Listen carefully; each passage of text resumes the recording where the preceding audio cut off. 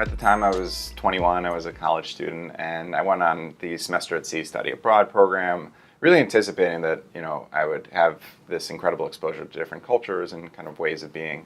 And back in 2005 when this happened, my ship was hit by a 60-foot rogue wave about 800 miles from land, and it went over the top of the 7th floor, shattered the glass on the bridge, flooded the area that held all the navigational equipment, and we lost all power to our engines and any ability to steer.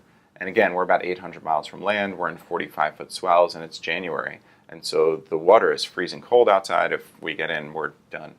And this huge kind of, Mayday announcement is made, essentially, over the loudspeaker telling us, get to the 5th floor or higher, help the women and children up the stairs, stay out of the elevators, and get to your muster stations. And muster stations are where you evacuate a ship from. So, we were essentially told this ship is going down, and you're most likely going down with it. And so it wasn't even near death. It was really a certain death experience. And I don't know of many people that have ever been through something like that before, but, your heart kind of sinks into your stomach. And for whatever reason, I kind of had this overwhelming calm, settle over me within about 15 to 20 seconds after the announcement. And it's hard to explain, but I just knew without a shadow of a doubt that it was not my day, that I was not meant to perish at sea, that my life had some more meaningful purpose, that there was some design as to why I was here that was not going to end with 21-year-old man perishes at sea on January 27th of 2005. And so I changed into swimming gear because I figured the whole ship would go down, everyone was going down with it, but somehow I would be like floating and surviving for days until, the Coast Guard could make it all the way out to us.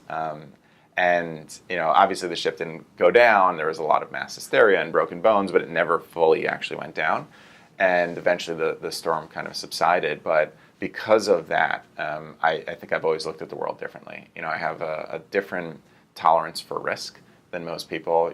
I'm willing to try things that others would say, why would you do that? Because I've seen what, end of days looks like. And, I'm fascinated by articles and I read books about, what are the regrets of people at the end of their life? What do they look back and kind of wish that they would have done?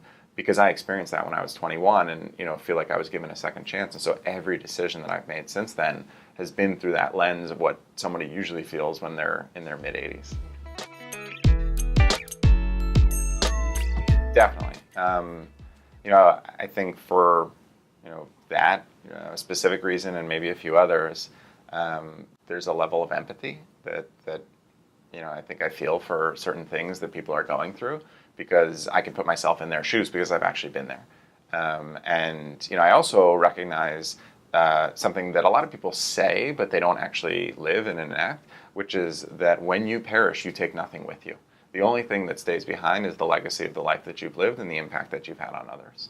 And so, collection of like material items is not particularly important to me because I know at some point I don't get to take any of it with me.